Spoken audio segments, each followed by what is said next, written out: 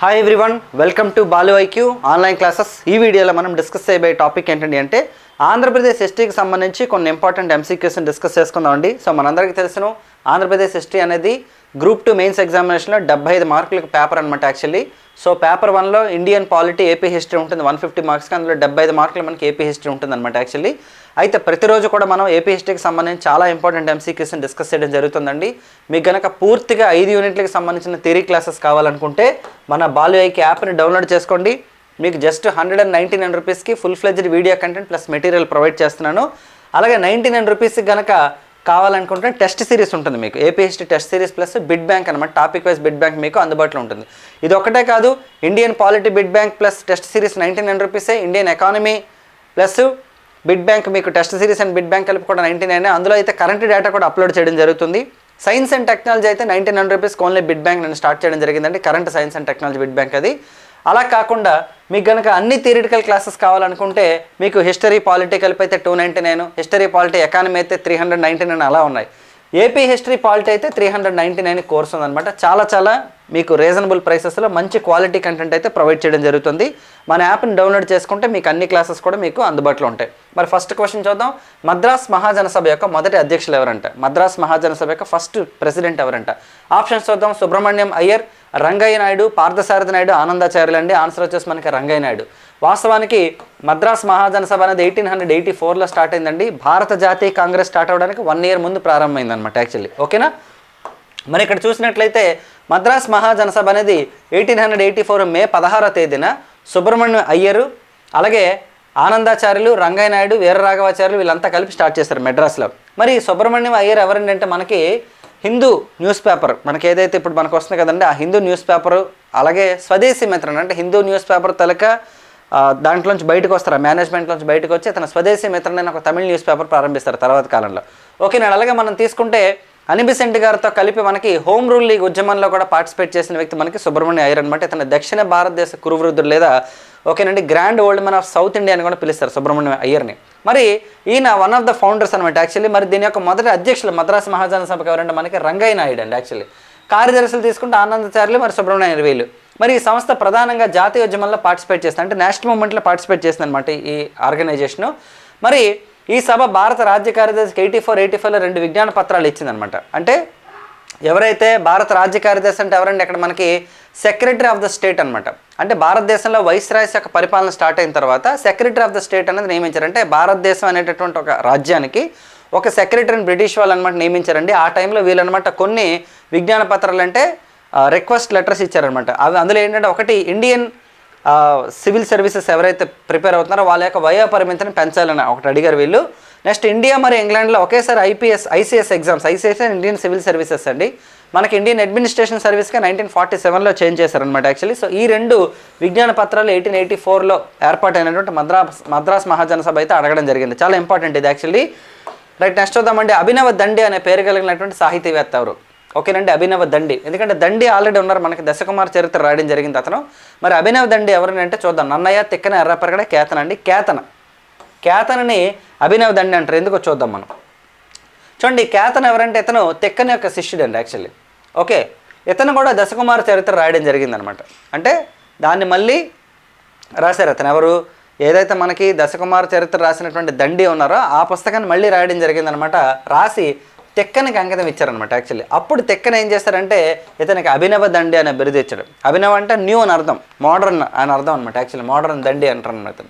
మరి కేతన తెలుగు వ్యాకరణంపై ఆంధ్ర భాషా భూషణ అనే గ్రంథాన్ని రాసి తెలుగు వ్యాకరణం లేని లోటును తీర్చడం జరిగింది. ఆంధ్ర భాషా భూషణ అనేది తెలుగు వ్యాకరణం మీద రాసినటువంటి పుస్తకం ఇది, కేతన రాసింది.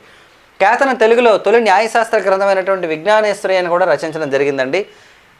ఇదేంటంటే విజ్ఞానేశ్వరి, మళ్ళీ మీకు డౌట్ రావచ్చు యాక్చువల్లీ.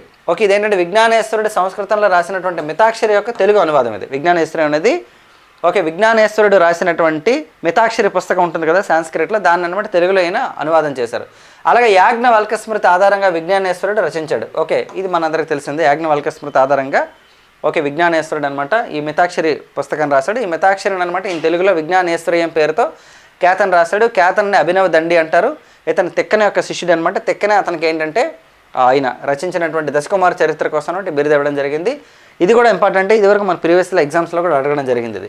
నెక్స్ట్ తెలుగు భాషని అధికార భాషగా ప్రకటించినటువంటి ఉమ్మడి ఆంధ్రప్రదేశ్ ముఖ్యమంత్రి ఎవరంటే మనకి మీకు నేను ఆల్రెడీ చెప్పాను 1956 దగ్గర నుంచి 2014 వరకు డెఫినెట్గా సీఎంస్ లిస్ట్లో వాళ్ళ సంస్కరణల నుంచి 3 బిట్లు గ్యారంటీగా వస్తాయి. ఇది నేను చెప్తున్నది కాదు, ప్రీవియస్ ఎగ్జామినేషన్స్ చెప్తున్నటువంటి చరిత్ర అనమాట. నేను ప్రైమరీగా ఆంధ్ర హిస్టరీ కోర్స్ స్టార్ట్ చేసినప్పుడు ఫస్ట్ ఈ టాపిక్ చెప్పాను, ఎందుకంటే మోడర్న్ హిస్టరీ టాపిక్స్ వల్ల ఏంటంటే మీకు ఈజీగా అండర్స్టాండ్ అయ్యే అవకాశం ఉంటుంది, ఎందుకంటే మీరు ఆల్రెడీ ఇండియన్ మోడర్న్ హిస్టరీ చదివి ఉంటారు కదా ప్రిలిమినరీకి. సో ఇప్పుడు ఇంకా ఈజీగా ఉంటుందని ఉద్దేశంతో మీకు ఫస్ట్ మోడర్న్తో స్టార్ట్ చేశాను. 199కి నేను చెప్పాను క్లాసెస్ అన్నీ కూడాను, మంచి కంటెంట్ ఇచ్చాను. స్టూడెంట్స్ అంతా కూడా చాలా మంచి ఫీడ్బ్యాక్ ఇస్తున్నారు. మరి ఒకసారి చూద్దాం. తెలుగు భాషను అధికార భాషగా ప్రకటించిన ఉమ్మడి ఆంధ్రప్రదేశ్ ముఖ్యమంత్రి మర్రి చెన్నారెడ్డి, కాసు బ్రహ్మానందరెడ్డి, నందమూరి తారక రామారావు, కోట్ల విజయభాస్కర్ రెడ్డి అండి, కాసు బ్రహ్మానందరెడ్డి గారండి. ఈయన 1966లో ప్రకటించారండి, తెలుగు భాషను అధికార భాషగా ప్రకటించారు. ఈ క్వశ్చన్ చాలాసార్లు ఎగ్జామ్స్లో అడిగారు. అయితే మరోలా కూడా క్వశ్చన్ అడగచ్చు కాసు బ్రహ్మానందరెడ్డి గారికి సంబంధించి. దీని మీద కోడ్ కూడా చెప్పాను నేను క్లాసెస్ చెప్పేటప్పుడు. ఏంటంటే మనకి ఆర్థిక సంఘం ఉంది. According to the article number 280 finance commission will be appointed by the president of India for every 5 years in India. పాలిటీలో మనం తీసుకుంటే మరి కేంద్ర ఆర్థిక సంఘానికి చైర్మన్గా చేసినటువంటి తెలుగు రాష్ట్ర ముఖ్యమంత్రి ఎవరు అంటే ఆంధ్రప్రదేశ్ రాష్ట్ర ముఖ్యమంత్రి ఎవరు అంటే కూడా కాసు బ్రహ్మానందరెడ్డి గారే. కాసు బ్రహ్మానందరెడ్డి గారు 6వ ఆర్థిక సంఘానికి చైర్మన్గా కూడా చేశారనమాట సెంట్రల్ లెవెల్లో మనకి. సో కాబట్టి ఎలా గుర్తుపెట్టుకుంటారు, ఎందుకంటే ఎంతమంది ముఖ్యమంత్రులు ఉన్నారు కదా, చాలామంది సీఎంలు ఉన్నారు మనకి. నీలం సంజీవ్ రెడ్డి గారు ఉన్నారు, దామోదరం సంజయ్ గారు ఉన్నారు, కోట్ల విజయభాస్కర్ రెడ్డి గారు ఉన్నారు, మనకి పివి నరసింహారావు గారు ఉన్నారు, వీళ్ళందరూ ఉన్నారు కదా. యాక్చువల్లీ ఎలా గుర్తుంచుకుంటామంటే మరి ఫైనాన్స్ కమిషన్ అంటే డబ్బులు అంటే ఏంటి, కాసులు కదా. సో కాబట్టి కాసు బ్రహ్మానందరెడ్డి అలా గుర్తుంచుకున్నాను నేను యాక్చువల్లీ. ఓకే, కాసు బ్రహ్మానందరెడ్డి గారు 6వ ఆర్థిక సంఘానికి చైర్మన్గా కూడా పనిచేయడం జరిగిందనమాట. అయితే తెలుగు భాషను అనగానే ఏమో నందమూరి తారక రామారావు గారు ఏమో అనుకుంటారు కాబట్టి ఆ ఆప్షన్ కూడా ఇచ్చే అవకాశం ఉంటుందన్నమాట యాక్చువల్లీ. కాబట్టి గుర్తుపెట్టుకోండి. సో తెలుగు భాషని అఫీషియల్ లాంగ్వేజ్గా ప్రకటించిన ఎవరంటే కాసు బ్రహ్మానందరెడ్డి గారు 1966లో. చాలా ఇంపార్టెంట్ ఇది యాక్చువల్లీ. ఓకేనా. నెక్స్ట్ తొలి చోళ చాళుక్య రాజుగా ఎవరిని పిలుస్తారు. యాక్చువల్లీ తూర్పు చాళుక్య రాజుల్లో ఇక్కడ ఉంటూ చోళ సామ్రాజ్యానికి కూడా ప్యారలల్గా కింగ్ అయ్యారు కాబట్టి అతన్ని చోళ చాళుక్య రాజు అంటారు అనమాట. ఎవరో చూద్దాం ఒకసారి. కులోత్తంగ చోళుడు, రాజరాజ నరేంద్రుడు, చాళుక్య భీముడు, 7వ విజయాదిత్యుడు అండి. కులోత్తంగ చోళుడు అండి, ఇతనికి యాక్చువల్లీ ఒరిజినల్ నేమ్ రాజేంద్రుడు, వాస్తవానికి ఇతని పేరు రాజేంద్రుడు అనమాట. మరి కులోత్తంగ చోళుడు ఎలా అయ్యాడు కూడా చూద్దాం ఒకసారి మనం. చూడండి, రాజేంద్రుడు అండి ఇతను పేరు, అసలు పేరు. ఇతను 1060 నుంచి 1071 వరకు తూర్పు చాళుక్య సామ్రాజ్యాన్ని పరిపాలించాడు. రాజరాజ నరేంద్రుడు మరి అమ్మంగదేవిల యొక్క కొడుకు అనమాట ఇతను యాక్చువల్లీ. రాజరాజ నరేంద్రుడు మనందరికీ తెలిసింది కదా, ఆయన ఆస్థానంలో నన్నయ్య ఉన్నారని చెప్పుకున్నాం మనం యాక్చువల్లీ. ఓకే, అయితే ఈయన తండ్రి అంటే రాజరాజ నరేంద్రుడు మరణానంతరం రాజేంద్రుడు రాజు అయ్యాడు అనమాట. రాజేంద్రుడు చోళ రాజు అయినటువంటి వీర రాజేంద్రుని కూతురు. ఓకేనండి, చోళ రాజు అయినటువంటి వీర రాజేంద్రుని యొక్క కుమార్తె, ఆవిడ పేరు మధురాంతకే అనే అమ్మాయిని పెళ్లి చేసుకుంటారు ఎవరు, ఈ రాజేంద్రుడు. అయితే వీర రాజేంద్రుడికి వారసులు లేరు, అంటే ఎవరైతే మధురాంతకి యొక్క ఫాదర్ ఉన్నారో అతను కొడుకులు లేరు అనమాట యాక్చువల్లీ. సో అప్పుడు ఏంటంటే ఓకే, అతను చనిపోయాక ఎవరు వాళ్ళ మామగారు చనిపోయిన తర్వాత మధురాంతకి చోళ ప్రాంతానికి వారసురాలుగా ప్రకటించబడింది. అంటే కూతురే వారసురాలైందనమాట అక్కడ యాక్చువల్లీ. అయితే మధురాంతకి భర్త అయినటువంటి రాజేంద్రుడు చోళ రాజ్యంలో ఒకటైన గంగైకొండ చోళపురానికి వెళ్ళి కులోత్తంగ చోళ అనే బిరుదు పొంది చోళరాజు అయ్యాడు. అంటే గంగైకొండపురం అనే ప్రాంతానికి అతను వెళ్ళడం వలన ఓకే అతనికి వచ్చినటువంటి బిరుదు వచ్చేసి కులోత్తంగ చోళుడు అనే బిరుదు వచ్చిందనమాట యాక్చువల్లీ ఇతనికి. సో ఇతని కాలం నుంచే ఓకే చోళుల్ని ఏమంటారు అంటే చోళ చాళుక్యులు అంటారు. అందుకని మొట్టమొదటి చోళ చాళుక్య రాజు ఎవరంటే కులోత్తంగ చోళుడు. ఈ కులోత్తంగ చోళుడే మనకి రాజేంద్రుడు అనమాట, రాజరాజ నరేంద్రుని కొడుకు. ఈయనేంటి రాజరాజ నరేంద్రుని కొడుకు అని రాజేంద్రుడు ఏంటంటే వీర రాజేంద్రుడు, అంతా రాజేంద్రులే అందరూ. రాజరాజ నరేంద్రుడు, రాజేంద్రుడు, వీర రాజేంద్రుడు, అందరూ రాజేంద్రులే వస్తారనమాట ఇక్కడ యాక్చువల్లీ మనకి. ఓకేనండి. సో మొత్తానికి ఈ రాజరాజేంద్రుడు ఎవరైతే ఈ కులోత్తంగ చోళుడు ఉన్నాడో, ఎవరైతే వీరరాజేంద్రుని యొక్క అల్లుడు ఉన్నాడో, ఇతను వచ్చేసి ఓకే గంగైకొండపురంకి వెళ్ళడం వల్ల ఈయనకి అక్కడ వచ్చిన బిరుదు కులోత్తంగ చోళ అనే బిరుదు వచ్చిందనమాట యాక్చువల్లీ. ఓకేనండి. సో ఇతన్ని కులోత్తంగ చోళుడి తొలి చోళ చాళుక్య రాజుగా చెప్తారు. మరి ఇతను చూస్తే 1071లో వేంగి రాజ్యాన్ని తన పెనతండ్రి అయినటువంటి 7వ విజయాదిత్యునికి అప్పచెప్పేస్తారు. అంటే ఎవరు 7వ విజయాదిత్యుడు ఎవరంటే రాజరాజ నరేంద్రుడి యొక్క తమ్ముడు అనమాట. రాజరాజ నరేంద్రుడు చనిపోయిన తర్వాత రాజేంద్రుడు రూలింగ్లోకి వస్తాడు కదా, వాళ్ళ తమ్ముడితో వారసత్వ యుద్ధాలు కూడా జరుగుతాయి యాక్చువల్లీ. కాకపోతే 7వ విజయాదిత్య తర్వాత అప్పచెప్పేస్తారు. ఆయన లాస్ట్ రాజు, 7th విజయాదిత్య అనమాట. Vijayaditya 7 was the last king of eastern Chalukya అనమాట. ఓకే, మరి రాజేంద్రుడు తన పేరు మీదుగా కులోత్తంగ చోళపురం అనే పట్టణాన్ని కూడా కన్స్ట్రక్షన్ చేయడం జరిగింది. ఇతను ఆగ్నేయ ఆసియా దేశాలతో మంచి దౌత్య సంబంధాలు నెలకొల్పాడు. కాంబోడియా రాజు అయినటువంటి 2వ సూర్యవర్మ అనేక కానుకలను కులోత్తంగ చోళుడికి పంపించాడు. చాలా ఇంపార్టెంట్ ఈ పాయింట్లు అన్నీ కూడా. నేను ఎందుకు మీకు ఎక్స్పెషల్లీ చెప్తున్నానంటే మనకి అంకోర్ వాట్ అని విష్ణు దేవాలయం ఉంది కదా, ప్రపంచంలో అతిపెద్ద హిందూ దేవాలయంగా చెప్తారు అంకోర్ వాట్ని. అంకోర్ వాట్ దేవాలయాన్ని కన్స్ట్రక్షన్ చేసినటువంటి సూర్యవర్మ, ఓకే, ఈయన ఫ్రెండ్ అనమాట. ఎవరి ఫ్రెండ్? ఈ కులోత్తంగ చోళుడి ఫ్రెండ్. కులోత్తంగ చోళుడు అంటే ఎవరు? రాజేంద్రుడి యొక్క ఫ్రెండ్ అనమాట అతను యాక్చువల్లీ. ఓకేనండి. రెండవ సూర్యవర్మ అనేక కానుకలను అతనికి పంపిస్తాడు. ఇది ప్రపంచంలో అతిపెద్ద హిందూ దేవాలయం, ఇది అంకోర్ వాట్. జపాన్కి చెందిన హోంగు దీవిని ఆక్రమణ చేసిన, ఓకేనండి, భారతదేశానికి చెందిన ఏకైక రాజు కూడా ఇతనే. ఓకేనండి. జపాన్కి చెందినటువంటి హోంగు అనేటటువంటి దీవిని అనమాట ఆక్యుపై చేసినటువంటి కింగ్ ఎవరండి అంటే కులోత్తంగ చోళుడు. ఓకే, మీకు ఈ డేటా అంతా కూడా నేను క్లాసెస్లో ఎక్స్ప్లెయిన్ చేయడం జరిగిందండి. టెస్ట్ సిరీస్లో కూడా మంచి క్వశ్చన్స్ ఇచ్చాను. ఈ పీడిఎఫ్ కూడా మీకు ఏపీ హిస్టరీ టెస్ట్ సిరీస్ దాంట్లో ఇస్తాను. ఎవరికైనా పూర్తిగా ఆర్టికల్స్ అమెండ్మెంట్స్ బాగా రావాలి, సుప్రీంకోర్టు కేసెస్ అన్నీ ఒకే దగ్గర రావాలి, మంచి ట్రిక్స్తో కావాలని అనుకుంటే మీకు 100 రూపీస్కి ఆ కోర్స్ కూడా ఉంది సెపరేట్గా. ఇండియన్ పాలిటీ 199 ఉంది, పాలిటీ ట్రిక్స్ కోర్స్ అని చెప్పేసి అది కూడా 100 రూపీస్కి పెట్టాను అనమాట. అన్ని తక్కువ ప్రైసెస్లోనే పెట్టాను, అందరికీ అందుబాటులో ఉండాలని. మరి మన యాప్లో ఉంటాయి, కింద డిస్క్రిప్షన్ లింక్ ద్వారా మీరు డౌన్లోడ్ చేసుకోవచ్చు. నెక్స్ట్ అండి, తన రాజ్యాన్ని భాషా ప్రాతిపదికన 3 రకాలుగా విభజించినటువంటి విజయనగర రాజు ఎవరంట? Okay, who was the Vijayanagara king అనమాట. Okay, divided his empire into 3 parts అనమాట, బేస్డ్ ఆన్ లాంగ్వేజెస్. ఓకే, చూద్దామండి ఆప్షన్స్. వీర నరసింహరాయలు, శ్రీకృష్ణదేవరాయలు, తిరుమల రాయలు, మొదటి శ్రీరంగరాయలు అండి. తిరుమల రాయలు అండి. దీనికి కూడా కోడ్ చెప్పాను యాక్చువల్లీ నేను, ఎందుకంటే 3 రకాలుగా విభజించారు కదా. 3 రకాలుగా విభజించింది ఎవరంటే తిరుమల రాయలు కదా. ఎవరైనా అరవీటి వంశస్థులు యాక్చువల్లీ కదా. ఈ తిరుమల రాయలను ఎలా గుర్తుపెట్టుకున్నాడు అంటే తిరుమల రాయలు, ఇది చెప్పాను ఇది వరకు ఒకసారి. 3 అంటే 3, సో 3 రకాలుగా డివైడ్ చేశారు అతను.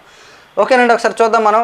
తిరుమల రాయలు వచ్చేసి 1570 నుంచి 1772 ఏళ్ళు రూల్ చేశారనమాట ఇతను. తిరుమల రాయలు రాక్షస తంగడి యుద్ధం నుంచి పారిపోయి పెనుగొండకి చేరుకుంటే పట్టాభిషేకం చేసుకున్నాడు ఇతను. ఇతని పెనుగొండ రాజధానిగా 2 సంవత్సరాల పాటు పరిపాలించారండి. ఇతను జయదేవుని యొక్క గీత గోవిందానికి శృతరంజన్ అనే పేరుతో వ్యాఖ్యానం రాశాడు. చాలా ఇంపార్టెంట్. గీత గోవిందని రచించింది మనకి జయదేవుడు అనమాట. గీత గోవిందం పుస్తకాన్ని రాసింది మనకి జయదేవుడు. అయితే ఆ గీత గోవిందం పుస్తకానికి అనమాట శృతరంజన్ పేరుతో ఒక వ్యాఖ్యానం, అంటే దాని మీద ఒక కామెంట్ రాయడం జరిగింది ఈయన. సో ఈ తిరుమల దేవరాయల ఆస్థానంలో ఉన్నటువంటి కవి పేరు రామరాజ భూషణుడు అండి. ఓకే, రామరాజ భూషణ్ రచించింది వసుచరిత్ర. ఓకేనండి, ఇది తిరుమల రాయకి అంకితం చేయడం జరిగింది. మరి తిరుమల రాయలు రాజ్యాన్ని భాషా ప్రాతిపదికన మనకి డివైడ్ చేశారని చెప్పాం కదా. ఏ లాంగ్వేజ్ అంటే తెలుగు, కన్నడ, తమిళ్. తెలుగు, తమిళ్, కన్నడగా డివైడ్ చేశారనమాట ఇతను యాక్చువల్లీ. ఏర్పాటు చేసి పరిపాలకులు నియమించడం జరిగిందనమాట. నెక్స్ట్ ఉంటే అల్లూరు మరియు ఉప్పగుండూరు శాసనాలను ఎవరు వేయించారంట? అల్లూరు శాసనం మరియు ఉప్పగుండూరు శాసనం వేయించినటువంటి ఇక్ష్వాక రాజు. ఓకే, ఇక్ష్వాకులు మనకు తెలుసును. శాతవాహనుల తర్వాత నెక్స్ట్ టాపిక్ మనకి ఇక్ష్వాకులు వస్తుందండి. ఇక్ష్వాకులు మనకి కేవలం 4 ఉంటారనమాట. శాసనాల ప్రకారం 7 ఉంటారు, కానీ మనకి 4 మాత్రమే మనకు తెలుస్తారు యాక్చువల్లీ మనకి. ఓకే, మరి ఇక్కడ తీసుకుంటే ఆప్షన్ శ్రీశాంతమూలుడు, వీరపురుషదత్తుడు, యెహోల శాంతమూలుడు, రుద్రపురుషదత్తుడు అండి. వీరపురుషదత్తుడు అండి.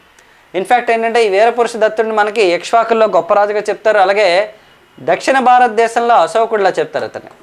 ఓకేనండి, Ashok of the south India అని చెప్తారండి. దక్షిణ భారతదేశంలో అశోకుడిగా చెప్తారనమాట ఇతన్ని. మరొకసారి అబ్జర్వ్ చేసినట్లయితే ఇతని కాలంలో ఆంధ్రప్రదేశ్లో బౌద్ధ మతం అధికంగా వ్యాప్తి చెందింది. ఇక్ష్వాక రాజుల్లో బౌద్ధ మతం స్వీకరించినటువంటి ఏకైక వ్యక్తి వీరపురుషదత్తుడు. అంటే మొత్తం 4 ఉన్నారండి. శ్రీశాంతమూలుడు, వీరపురుషదత్తుడు, యెహోవా శాంతమూలుడు, నెక్స్ట్ రుద్రపురుషదత్తుడు, 4 ఉంటారనమాట. అందులో ఎవరైతే వీరపురుషదత్తుడు ఉంటాడో అతను ఓకేనండి దక్షిణ భారతదేశంలో గొప్ప రాజు అనమాట. ఇది గొప్ప రాజు ఇన్ ద సెన్స్ ఇక్ష్వాకుల్లో గొప్ప రాజు. దక్షిణ భారతదేశంలో బౌద్ధ మతాన్ని ఆదరించినటువంటి వ్యక్తి. మరి భారతదేశ వ్యాప్తంగా బౌద్ధ మతాన్ని ఆదరించిన వ్యక్తిగా అశోకుడికి మంచి పేరు ఉంది యాక్చువల్లీ. సో కాబట్టి ఇతను దక్షిణాది అశోకుడిగా చెప్తారనమాట.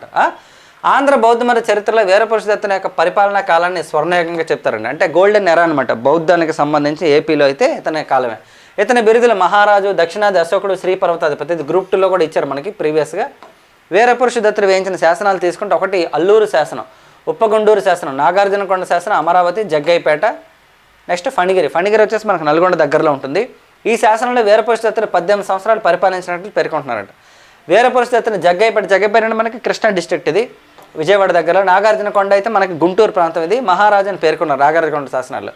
అల్లూరు శాసనం వివిధ వర్గాలు మరియు సంస్థలకు చేసినటువంటి దాన ధర్మాల కోసం వివరించిందంట వీరపురుషదత్తుడు వేయించిన శాసనం. ఓకేనండి, ఇవి ఈ వీడియోలకు సంబంధించినటువంటి క్వశ్చన్స్. ఇలా నేను మీకు లిమిటెడ్ క్వశ్చన్స్ చేసినప్పటికీ డీటెయిల్డ్ ఎక్స్ప్లెనేషన్ ఇస్తున్నాను.